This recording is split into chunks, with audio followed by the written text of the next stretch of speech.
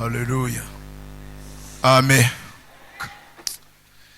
Mana yashyize umuntu wese inzira ebyiri kugira ngo yihitiremo.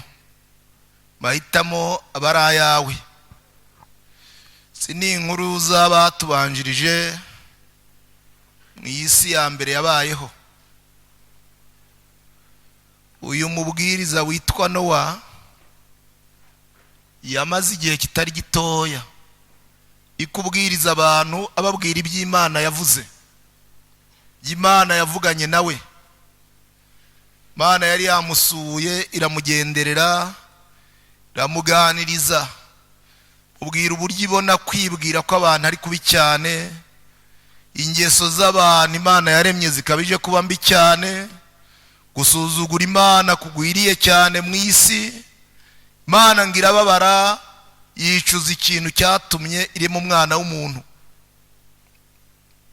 Ariko kuko nta gishobora kuba tamenyesheje intore zayo zihitakira ku manywa na nijoro, ibimenyesha umugaragu w'Imana Nowa, ramubwira yamwishyamba utoranye igiti.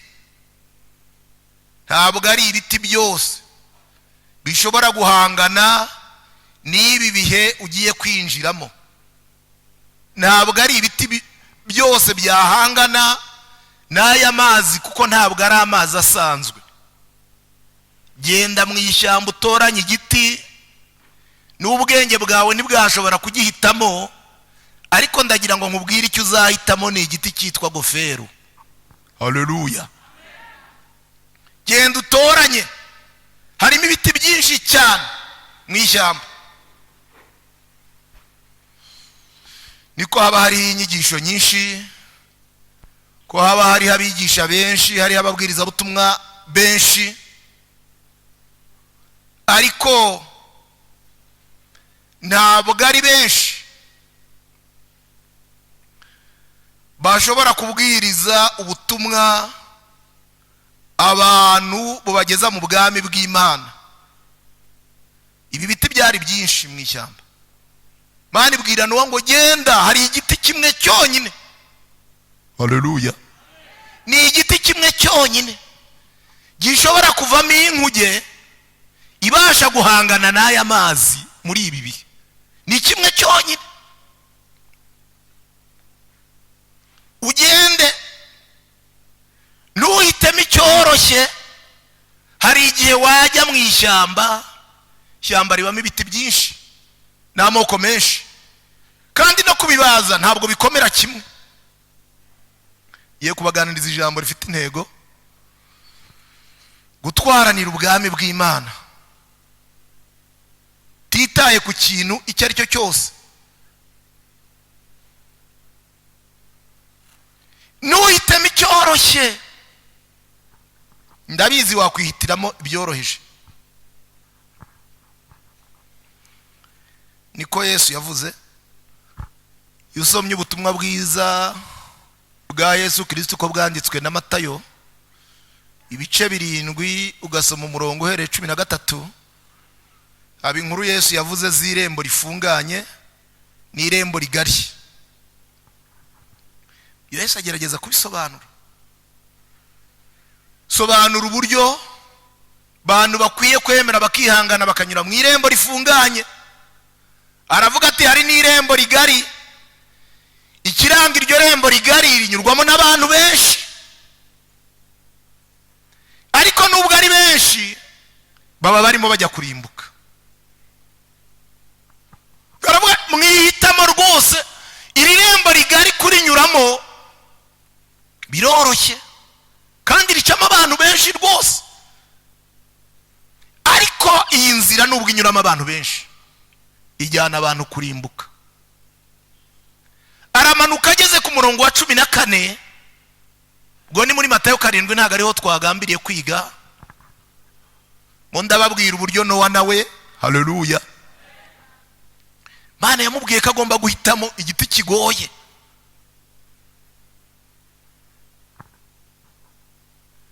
Cumi na kane Yesu arababwira ngo irembo rifunganye niyo nzira yonyine ijyana abantu mu bugingo, kuyinyuramo biraruhije. nuko Yesu yavuze. Ntimugire ngo biroroshye. Haleluya. Kwinyuramo biraruhishe. Kunyara muri iyo nzira biraruhishe. Birimo akaga, birimo imibabaro, birimo ibibazo. N'uwarera igiti cyaramugoye kukibaza.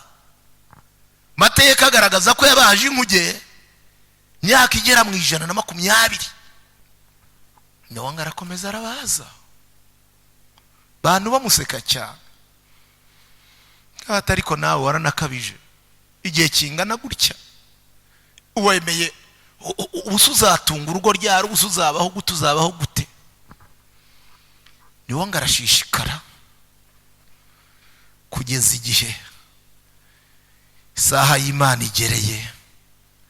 Nyawanga yinjirana mu nkuge n'abandi bagiriwe imbabazi. Imana ishyiraho urugi. Haleluya. Iherezo ryo kubwiriza ubutumwa rizagera. Dusoma ijambo ry'Imana, ubutumwa bwiza bwa Yesu Kristo ko bwanditswe na Matayo, ibice ni 11. Turasoma 20 n'ubundi murongo wa 11 n'umurongo wa 12. Ubutumwa bwiza bwa Yesu Kristo bwanditse ni Matayo, ibice 11. Dusome n'umurongo wa 11 na 12. Nayo magambo tugiye kugerageza kuganiraho uko umwuka w'Imana ari bugenda dushoboza.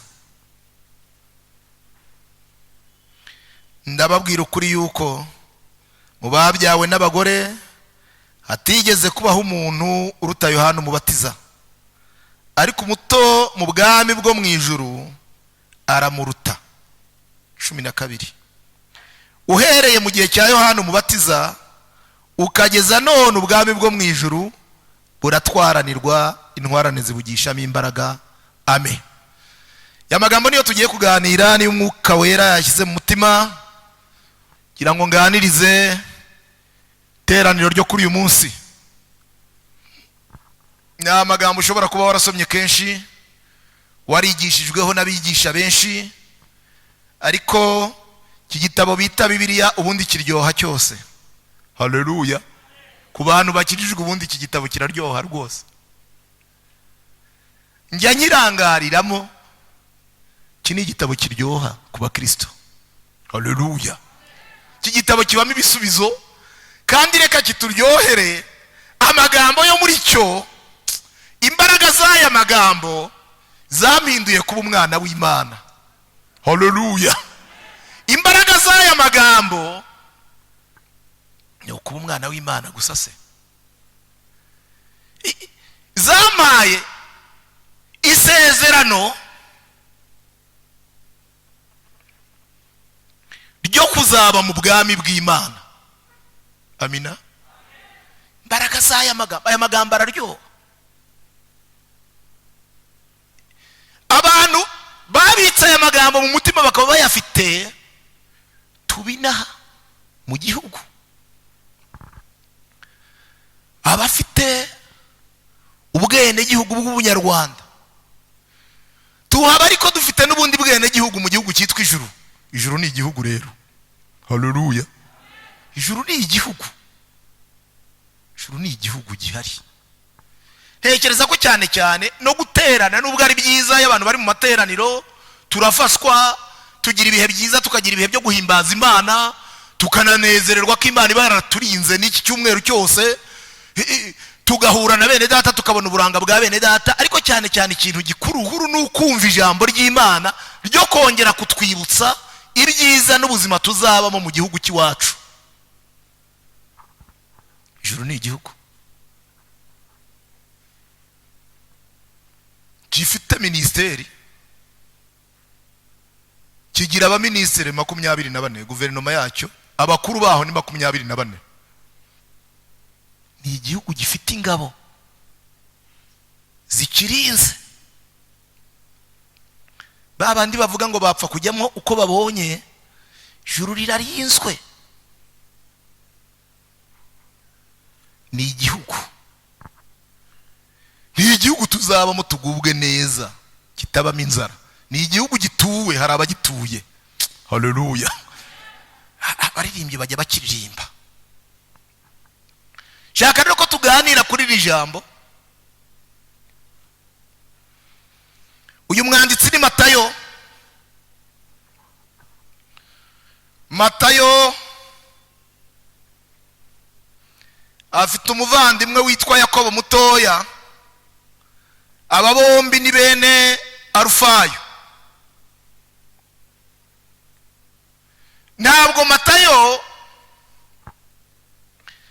Ntabwo mbere yitwaga Matayo.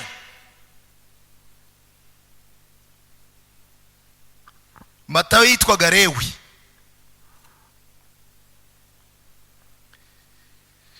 Yesu yamuhamagaye ari umukoresha w'ikoro, niko Bibiri bigaragaza.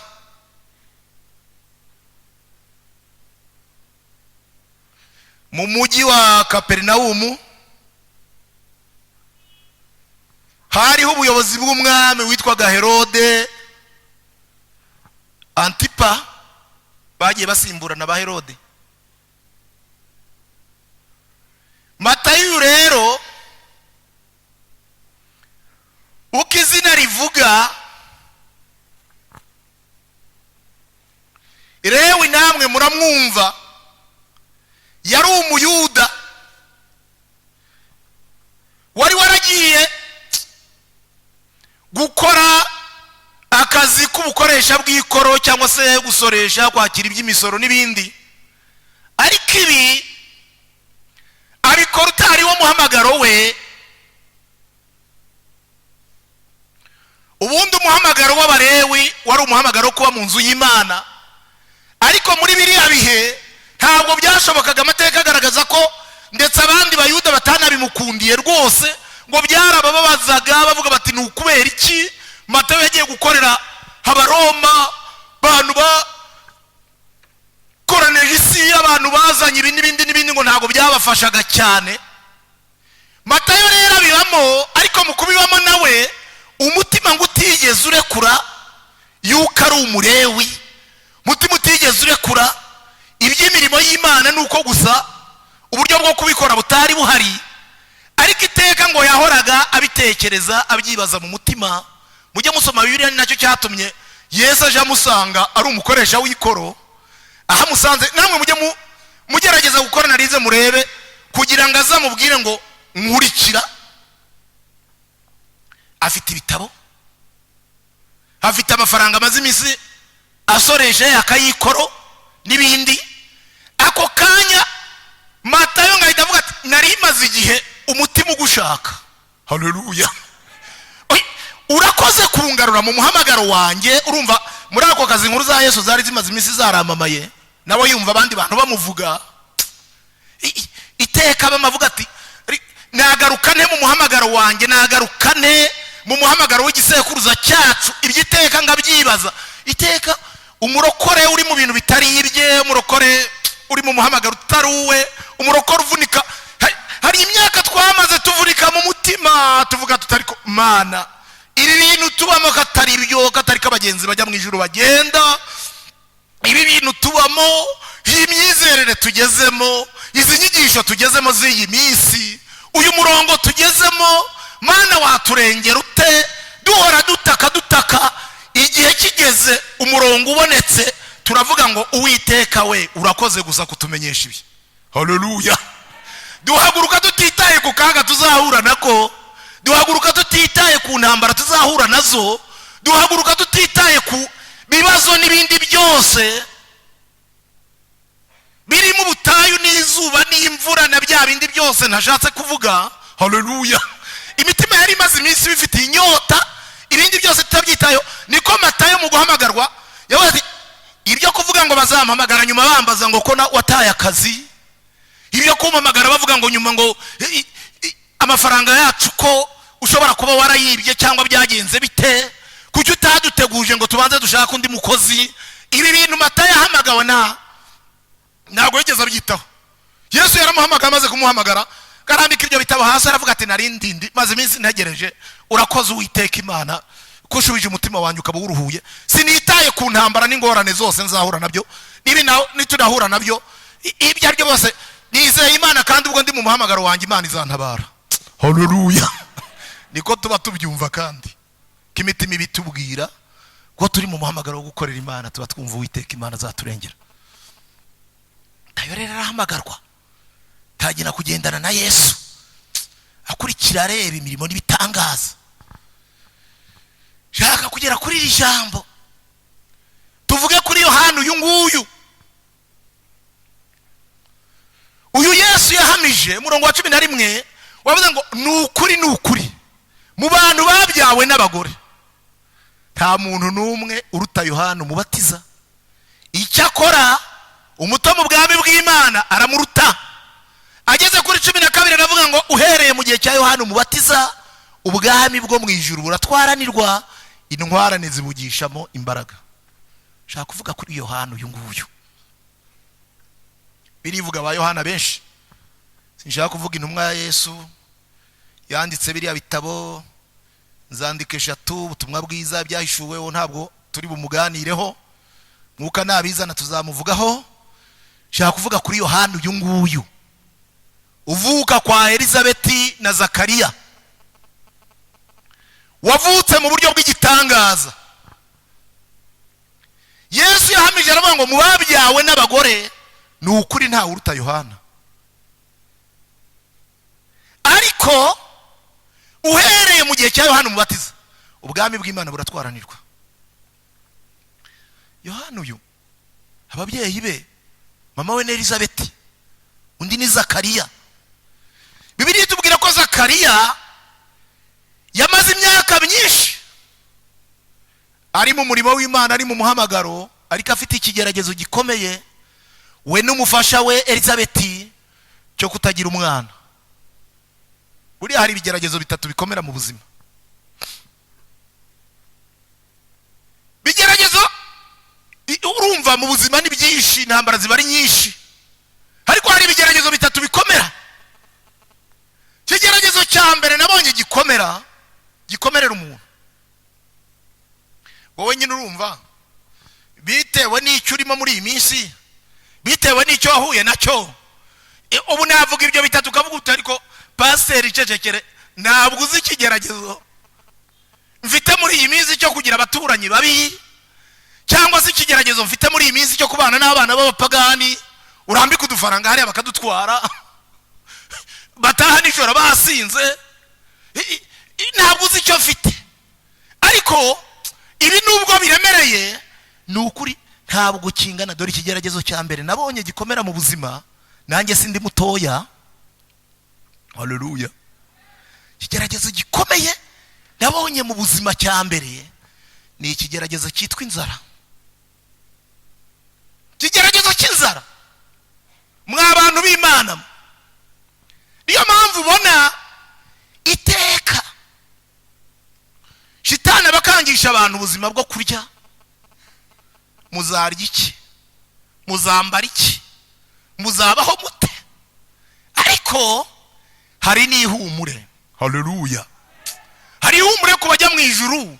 Yesu yaravuze ngo nimuhumure, niba mbasha kugaburira inyoni n'ibisiga ntabwo nabura kubatunga. Ikigeragezo cy'inzara kirakomera. Mumenye ko Yesu amaze iminsi 40 mu butayu arimo gusenga. Kintu cya mbere shitani yamukanyishije, yaraje ngaramwegerera amubwira ati ndabibona urashonje, ufite inzara rwose,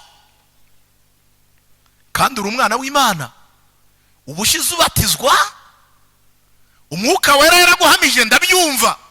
Ijwi ryavugiye mu ijuru riravuga ngo nguyu umwana wanjye nkunda, kamwishimira nimumwumvire. Uri umwana w'Imana, shitani ntiyabihakanaga. Hamwe rero nawe urabibona inzara uburyo ikumereye nabi. Aha mu butayu nta kintu uri bubone kikurengera. Aha mu butayu nta kintu uri bubone kigufasha. None ubu ufite ubushobozi, ubu ntabwo wategeka aya mabuye agahinduka umutsima. Shitani yaraje kugerageza Yesu, amugeragereje ku nzara. Igeragezo cyitwa inzara ni kibi, kirakomera. Nubona mwene se ashonje ukanabimenya, yewe murokore nukurishyira amakabaraga buriya nutabara umuntu mu minsi y'inzara, mu bihe by'inzara, nibyo nyine kuvura inzara cyane ntabwo ari uguha umuntu ibyo kurya, kuko aho kugabuririye umuntu ifi wamwigisha kuyiroba, sibyo? Habonetse uburyo. Ariko nurwana kuri mwene se ashonje, nukuri uzaba ukoze umurimo w'Imana, birarushya cyane. Uzi urugo rushonje, abana, umwana utaramenya kuvuga agenda agaterura igikombe akakizana imbere yawe, avuga za ndimi zabo, murabizi za ndimi z'abana bakunda kuvuga zitamenyekana ziba zizwi nabo bonyine. Aza akora amajeste, akora ibimenyetso, akwereka igikombe, ababyeyi babo barabimenya, ntabura kubimenya ko umwana ashaka igikoma, ntawe uri bukivane. Biriya bintu bicumita umubyeyi mu mutima, biriya bintu biravuna, biriya bintu birarushya. Mujye musengera bene so bashonje, mujye musengera bene so bafite ikibazo cy'inzara. Muntu nubimenya ko ashonje, urumva habara ko rese ngombwa ko ntashobora kubivuga nyine, nta byamamaza. Hari yavuga ati ndarurwana, ijoro niri isaha y'Imana nigera izantabara, izandengera. Ariko nubimenya uzajya ushyiramo akabara gutabara mwene so ku kigeragezo cyitwa inzara kirakomera. Mwana azana igikombe, amara kanya agenda azana isahani, yongera azana, hayikwereka akora amajeste, akwereka ko ashaka ibiryo kandi ntabyo ufite, nta n'ukundi kuntu uri bubigenze. Iki ni ikigeragezo gikomera. Iki kigeragezo kirarushya. Kigeze i Samariya ngo bagoswe inzara ibamereye nabi, nigeze kubibaganiriza uburyo abagore ukuntu buriya nibyo n'abagabo natwe dukunda abana, ariko abagore ukurikije igise aba yaragiyeho gutwita umwana amezi 9 n'uyu mubabaro yagize, bakunda kuvuga ko rwose, kandi ibyo nibyo biragaragara, bagira impuhwe ku bana, bagira urukundo rwinshi ku bana. Ariko inzara yabagose i Samariya, umwe yabwiye undi aramubwira ati ntiturinze gukomeza gupfa, twarabyaye dufite abana, zana umwana wawe tumubage tumurye. Ngabagore bariherera, bicara ku mwana neza, baramubaga inyama barazigabana, umwe atwara ziri undi atwara ziriya. Ibi byabayeho ntago ari umugani. Bibiliya hari ibyo yita imigani kabisobanura ko ari umugani, hari indi nkuru ziba zarabayeho. Ibi ni ibyabayeho. Umwana ngo baramujyana baramurya. Numbaza uko babigenje. Ubundi mu muco w'Abanyarwanda twebwe ntago turya abantu. Aba ngo barya umwana kubw'inzara. Hashize iminsi ariko umugore umwe ngo mugenzi we amubwiye ati zana umwana wawe tumurye, undi aramubwira turambabarire. Urambabarire rwose. Burya twari uwawe umugore w'umupfapfa utagira ubwenge, wanjye sinshobora kumuzana. Umugore aravuga ati ntibishoboka, simbyihanganira. Narindi ku kigeragezo cy'inzara, buryo kibi kigeragezo gikomeye. Hari ndabibaganiriza byose tubona igihe, ariko reka binyuremo nihuta. Ngere kuri iki cyo kutabyara, naringeze kuri Elizabeth na Zakariya, buryo bari bafite ikigeragezo gikomeye. Ndimo ndavuga Yohana, kuko Yesu yavuze ngo mubabyawe n'abagore, nukuri nta numwe uruta Yohana. Uko niko Yesu yavuze. Haleluya. Kigeragezo cyitwa kutabyara ni ikigeragezo cya kabiri gikomeye. Muzasome Bibiliya murebe Sara na Aburahamu, nubwo bari bicaranye isezerano, teka bahoranaga intambara. Mwa bantu b'Imana mwe, sogokuruza Aburahamu minsi bari bamaze, nubwo bari bafite isezerano, ariko Sara ngageze hararambirwa. Buriya kurambirwa isezerano ry'Imana nabyo ni bibi. Yemwe baroko nimwihangane dutegereze isezerano ry'Imana. Haleluya. Nimwihangane nuko turimo tugeragezwa, nimwihangane mutarya ibitagabuye. Mwihangane mureke kujabura, tuzagaburirwa. Haleluya. Mwihangane dufite isezerano, kutarindira isezerano, kudategereza isezerano, kutaba mu isezerano, ibi bintu biragatsindwa. Kabaririmbyi bajya baririmba ngo kuva mu isezerano biragatsindwa. Ngo yikorere maze uzebe uko umwami Imana azakugenza. Hari uko azatugenza. Amina. Hari uko umwami Imana azatugenza bihanganye bakarindira isezerano.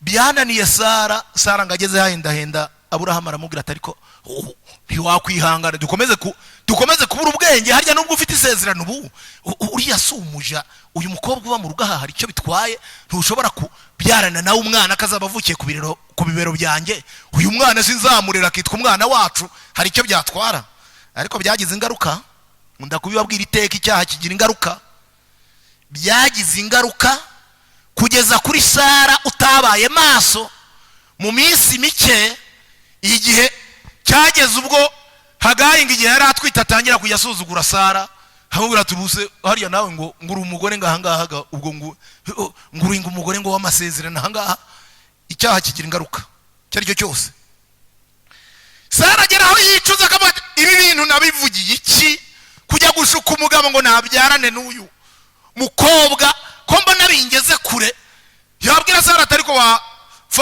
Sara yabwira Hagayi atariko wafashe ibyo kurya ukagemurira abashumba aho bari ariko wowe wabagemuriye ubu ngubu ntabwo ubona ko yewe ahangaha ari gihe ufite ijambo kugeza igihe bigeze ku Imana nayo ubwayo irababara Isaka amaze kuvuka haleluya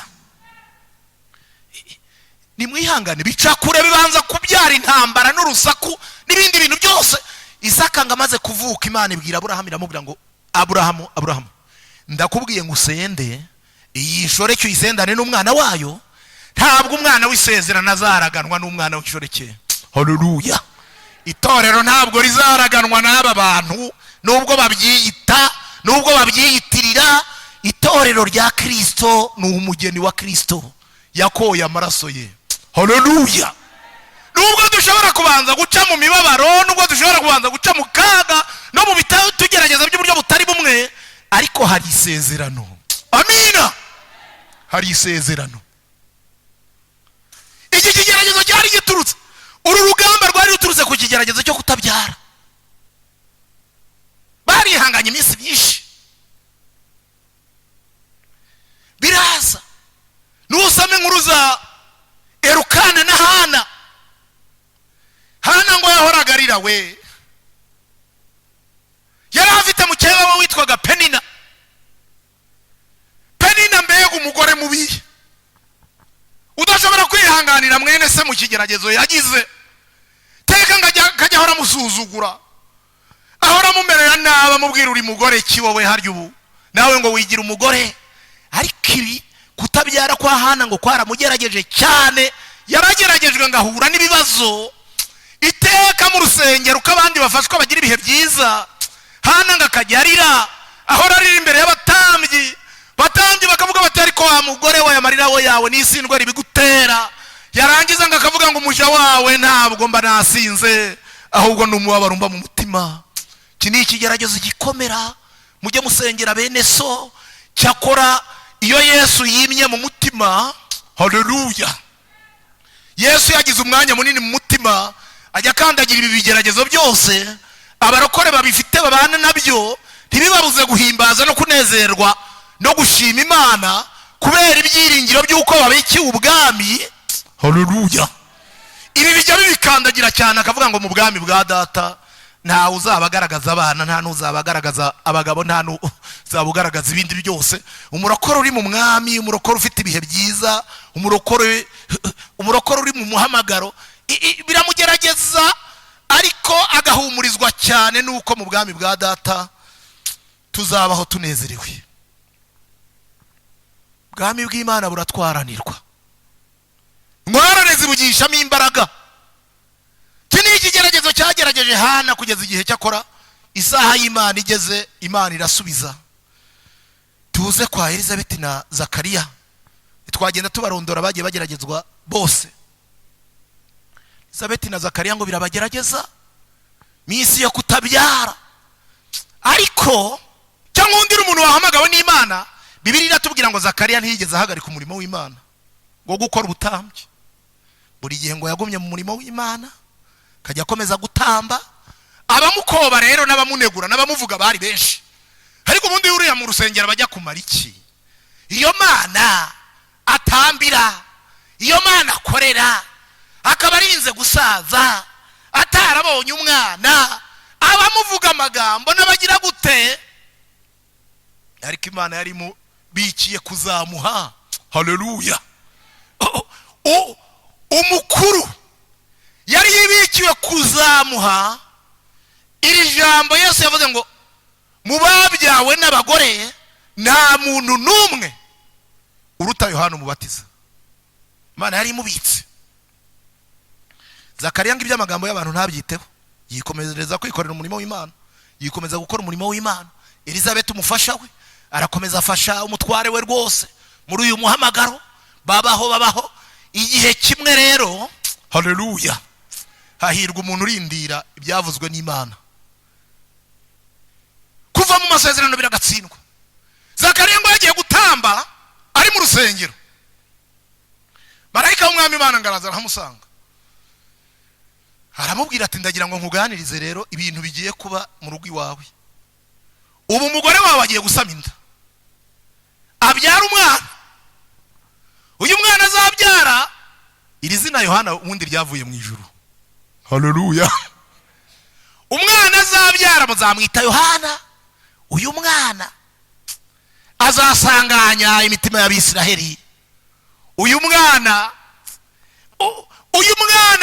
Imana ngimubwira byinshi kuri Yohana. Iramubwira igera nibwo imuha amabwiriza, amakondisiyo. Iramubwira ngo kandi uramenye ntihazagira icyuma cyo gusha kizamugeraho.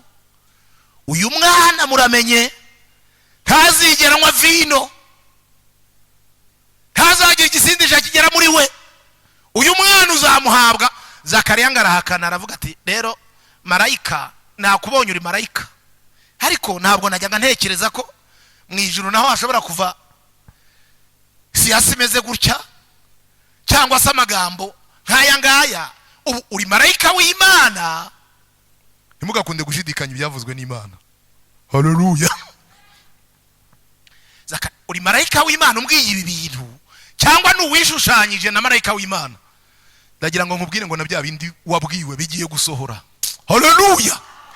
Bya bindi umaze iminsi ubitse bigiye gusohora, bizasohora kuko byavuzwe n'Imana, byavuzwe n'itabasha kubeshya.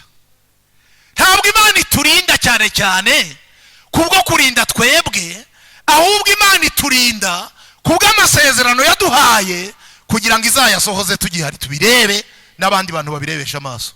Ni nayo mpamvu Imana ikirinze itorero, nuko hari amasezerano ari mu itorero. Haleluya. Imana ikomeza kurinda Zakariya. Zakariya ngo abanza kugira impaka, akomeje kugira impaka, marayika ngaramubwira ati uzi ikimenyetso kikubayeho ubu guturuka nonaha. Ubu nonaho ubwo bw'ururimi ubaye ikiragi. Uzongera kuvuga ari uko amaso yawe arebye uyu mwana.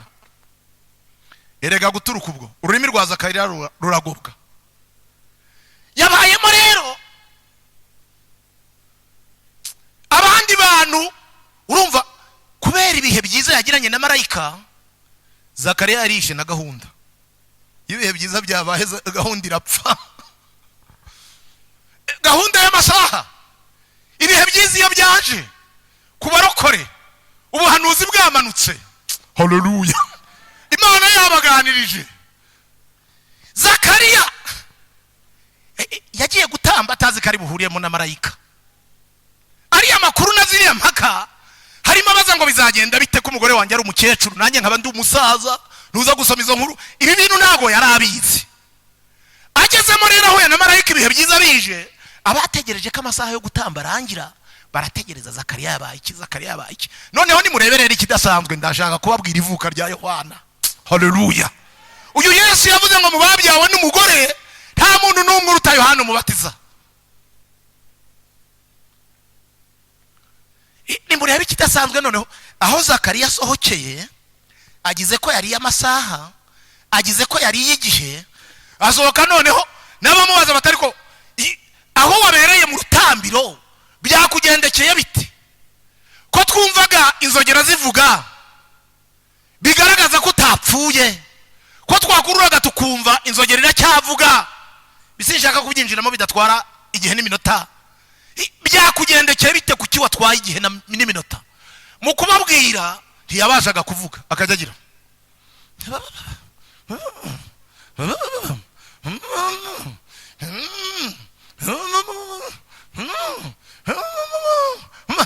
batariko nimurebe noneho yafatiwemo n'abadayimoni. Uyu ugasanzwe avuga ibi ni ibiki noneho yarwaye iki noneho dore ngo baramuvuga rero budi noneho subu mugira ngo birasanzwe kubera kwica gahunda uzi ko Imana yarakaye cyakora ikamubabarira ntimwice cyakora yafashwe n'abadayimoni. Bati tubwire byakugendekeye bite? Uyu kamaze igihe avuga ibi bintu byafashe uyu mukozi w'Imana. Bibiri ivuga ibintu bike hashobora kuba harateranye n'inama. Haleluya. Bavuga bati tubyige rero uyu muntu ntazasubire mu rutambiro rwose namwe nimurebe ibyo yarwaye ibyo yafatiwemo nimurebe ibyo yarwariyemo. Abandi ko basanzwe bajya gutamba bakavamo bavuga wazohotsemo atavuga. Kuva ubwo Zakariya baramuvuga we amagambo araza ngo barakuvuga ngo ibihorere bavuge kuvuga se kuvuga bivuze iki se? Igumira mu muhamagaro no mu masezerano y'Imana. Haleluya. Zakariya baramuvuze bihagije. Igihe kigeze Bibiliya yatubwiye ngo inda yari imaze kugira amezi 5. Elizabeth ngo yarayihishe. Iyo ni imvugo ya Bibiliya. Bibiliya Elizabeth nawe yaravuze ibi bintu nzabisobanura ne umukecuru ngana urya gusobanurira abantu ko ntwite ngo yarayihishe imaze kugira mu mezi 5. Na yo rero ntabwo yari kuyihisha. Umukobwa utwite bamubaza bati kutwite barambeshyera nuko iminsi y'imperuka shitani yagiye abigisha uburyo bwo kubica. Murabica ariko amaraso yabo Imana izayababaza. Nutihana Imana izakubaza aya maraso yizindi umaze gukuramo n'aba bana wagiye wica. Indara yihisha ngigeze mu mezi 5 bibane kuyihisha nibigishoboka. Batangira kumuvuga rero uyu mukecuru yarwaye urushwima. Ibyo gutwita byo ntago babyumva. Ese ko nta harya akunda kugenda ryagagura buri yahageze uzahageze ngo nibamuha icyayi yicara mu cyayi baramuvuga. Ukunda bamurogeye mu mata kunda amata kubi baramuvuga wa muntu w'Imana we ariko abitse ibintu by'Imana. Haleluya. Muri we harimo ibintu by'Imana ngo barakuvuga ariko jewe nyoberwa abantu babo ngabantu ngo baramvuga baramuvuga bamwicara bamutaramiraho. Ibyo kuvumbura ko ashobora gutwita nta washoboraga kubimenya. Zakariya ntabasha no kuvuga nibura ngo bisobanure. Byari ibibazo bikomeye ariko isaha igeze Elizabeth arabyara.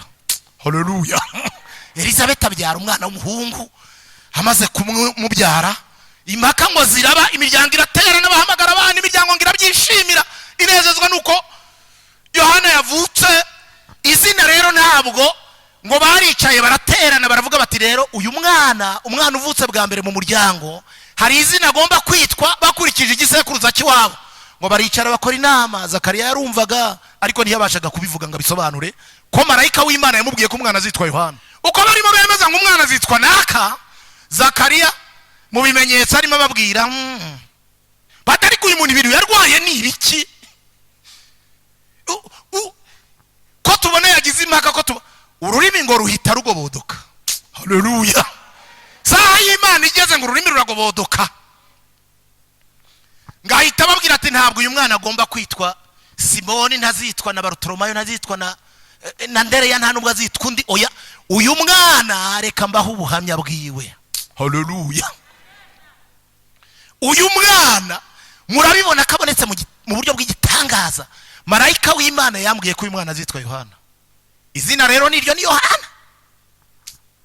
Yohana arakura. Barabyemeza, imiryango irabyemeza.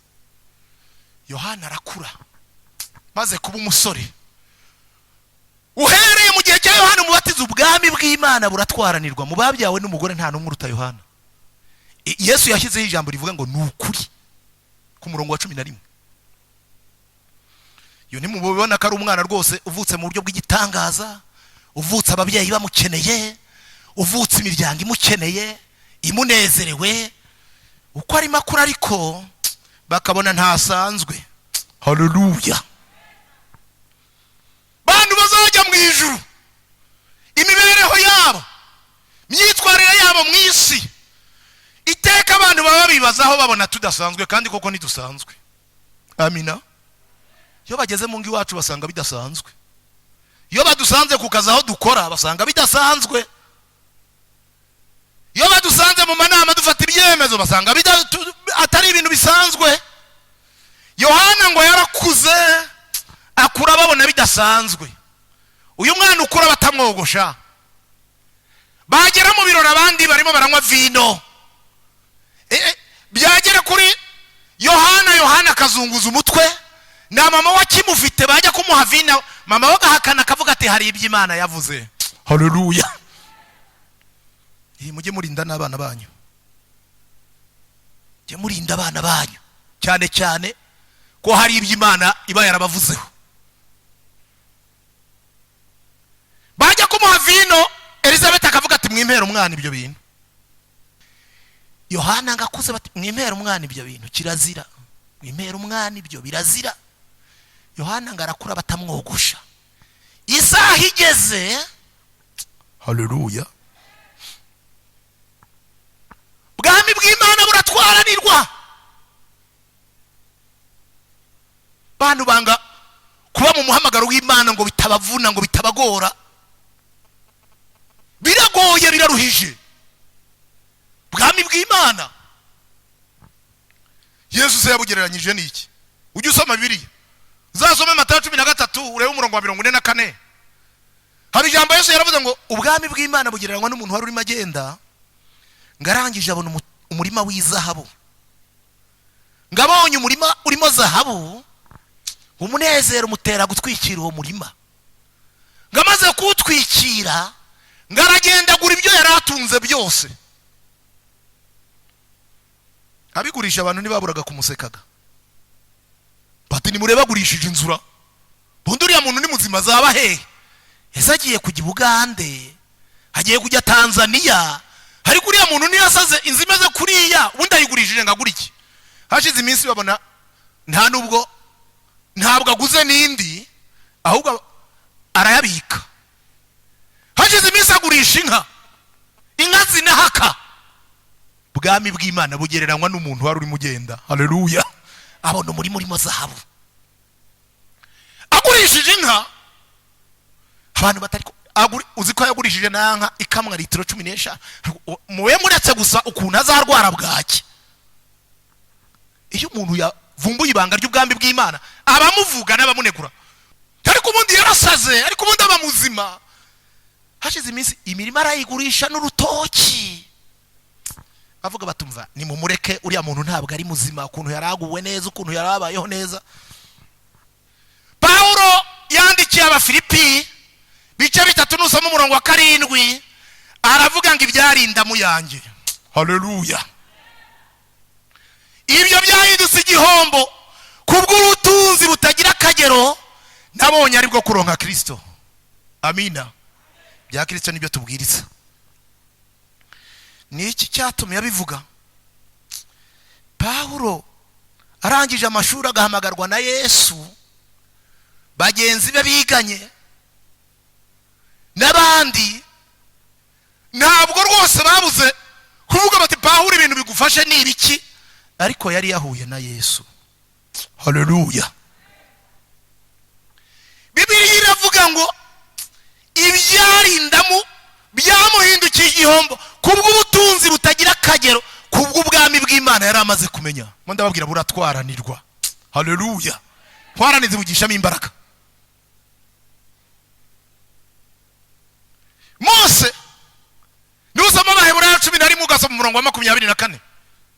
Hano kwizera niko kwatumye Mose ubwo yari amaze gukura. Haleluya. Gukura, ijambo ryitwa gukura. Mwabarokore ubundi mwakuze.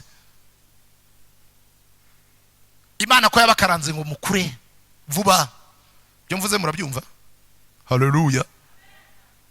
Imana ko nta kitakoze ngo dukure. No muri iyi minsi kimaze imizi duha ibyo kurya ngo dukure. Kuki mudakura? Bibiliya iravuga ngo kwizera niko kwatumye Mose ubwo yari amaze gukura yanga gukomeza kwitwa umuhungu w'umukobwa wa Farawo, ngahitamo kurengananwa n'ubwoko bw'Imana ngo kuko yatumbiraga ingororano. Haleluya. Ngo yaratumbiriye ingororano azagororerwa. Ngibyo ibyizo ngororano ngo yabonaga biruta ubutunzi abanyagiputa bose babitse. Hari ubwami bw'Imana. Amina. Hereye mu gihe cya Yohana umubatiza ubwami bw'Imana buratwaranirwa, intwarane zibugishamo imbaraga k'ijambo rivuga. Pawulo yandikiye itorero ry'Abakorinto bice 4 ku murongo wa 20. Arababwira ngo ubwami bw'Imana si ubw'amagambo ahubwo ni ubw'imbaraga. Haleluya. Buratwaranirwa ntabwo ari ubw'amagambo. Saba bavuga ngo mwami mwami bazinjira mu bwami bwa data ahubwo nabakora ibyo data wo mu ijuru ashaka. Iryo ni ijambo ry'Imana.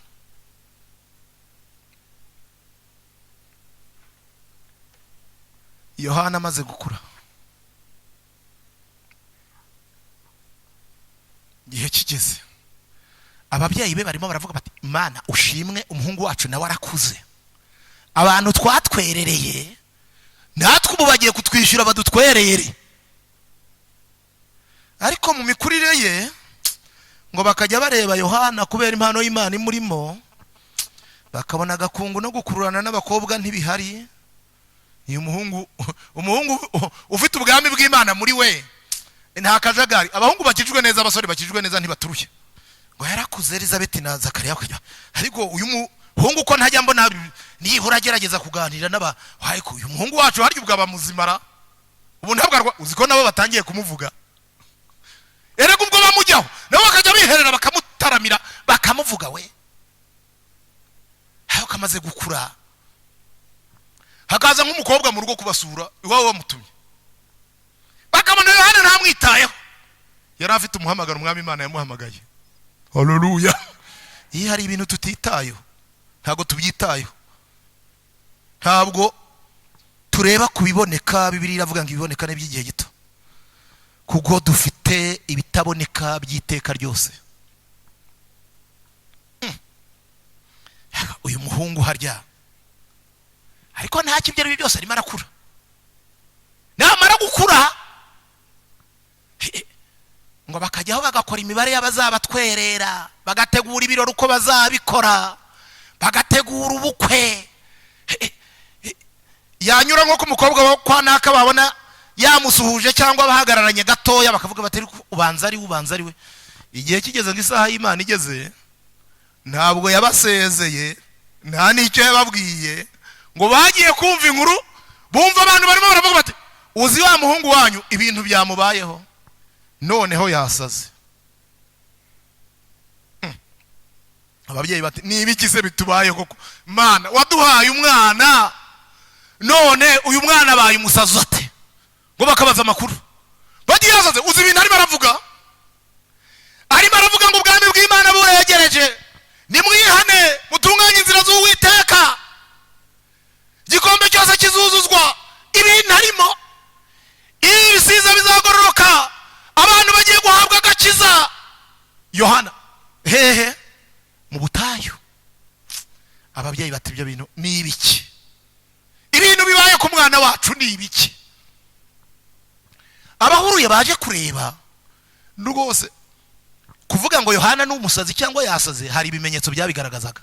Namwe nimwibaze, umuzungu ufite imyaka 30 atarogosha umushatsi, atarogosha ubwanwa, namwe nimwibaze ukuntu yari ameze. Noneho dore ikindi kidasanzwe, ibyo kurya by'icyo gihe ntabyo yari afite, ni yari afite uburyo abantu bagira imitima itare kuri ibintu, usanga bihambiriye ku bintu gusa. Nyoberwa niba mu babyawe n'umugore ntawe uruta Yohana umubatiza.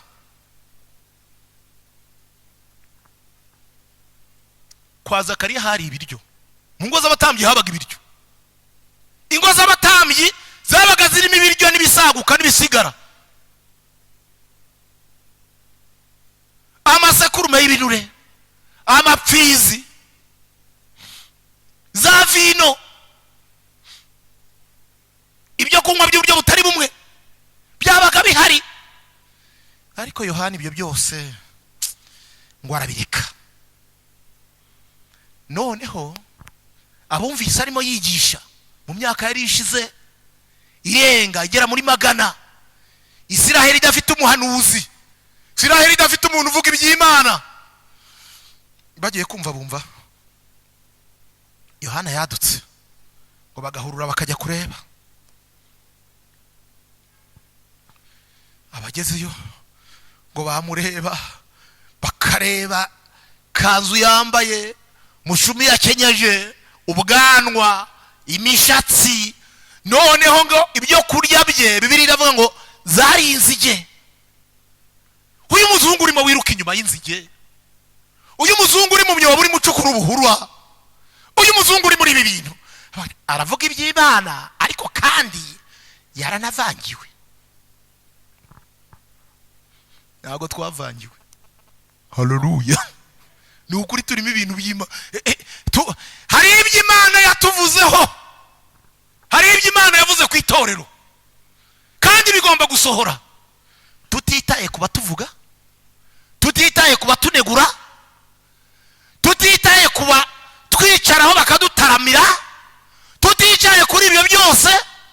Tugomba kuba mu muhamagaro w'Imana. Yemwe baririmbye mwe, haleluya. Tugomba kuba mu muhamagaro w'Imana,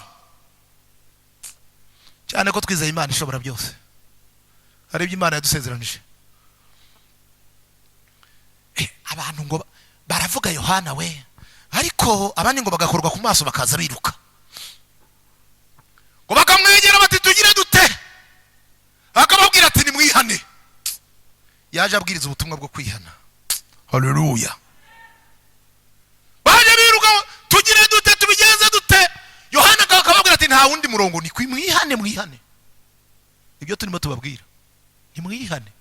Intorezo igezwe ku bishyitsi cy'igiti, kugira ngo igiti cyose gitera iki imbuto. Igiti se gitera imbuto wagikurahe?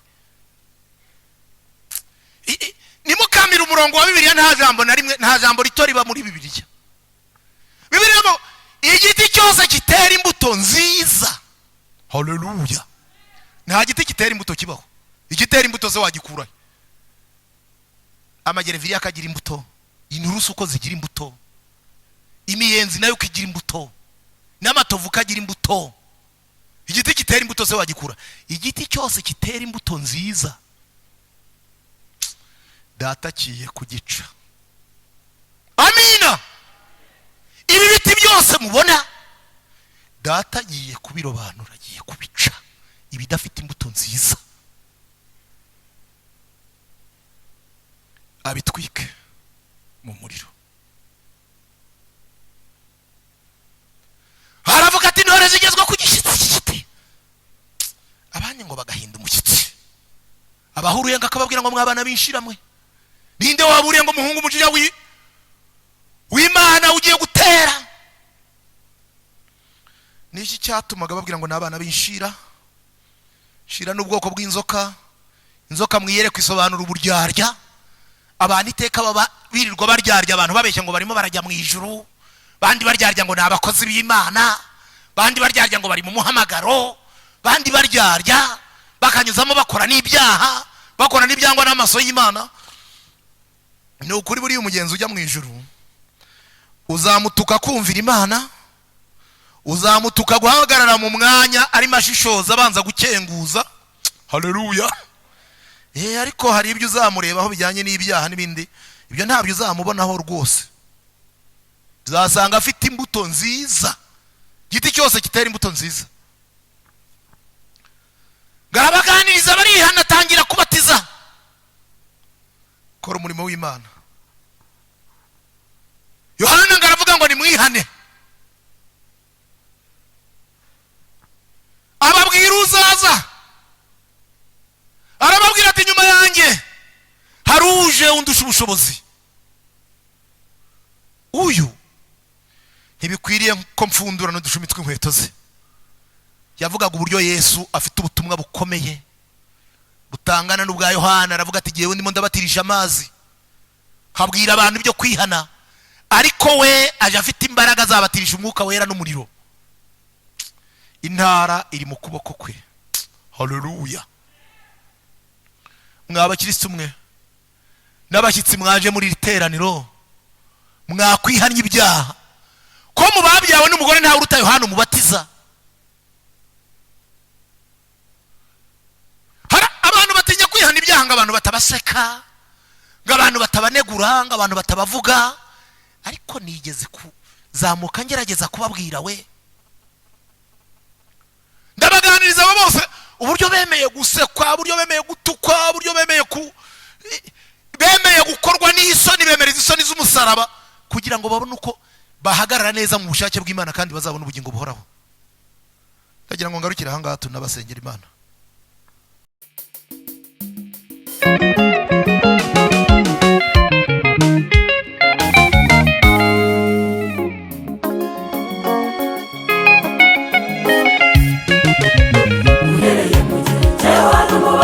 Ukageza none ubwami bwo mw'ijuru buratwaranirwa, intwarane zivugisha n'imbaraga. Uhereye mu gihe cya Yohana umubatiza ukageza none ubwami bwo mw'ijuru buratwaranirwa, intwarane zivugisha n'imbaraga. Uzerese abarushe n'abaremerewe, nimuze musange n'abarushye,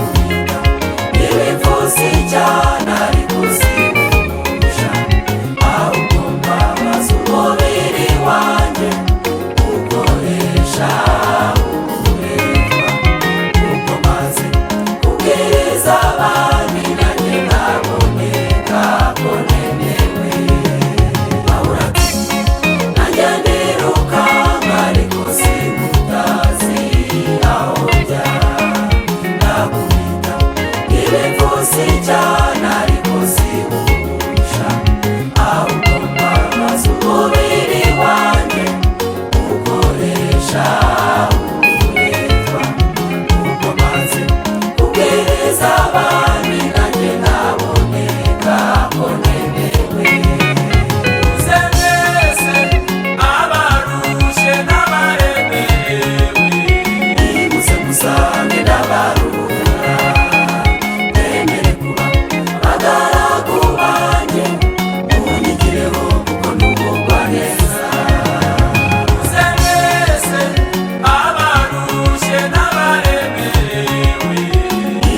musange ndabaru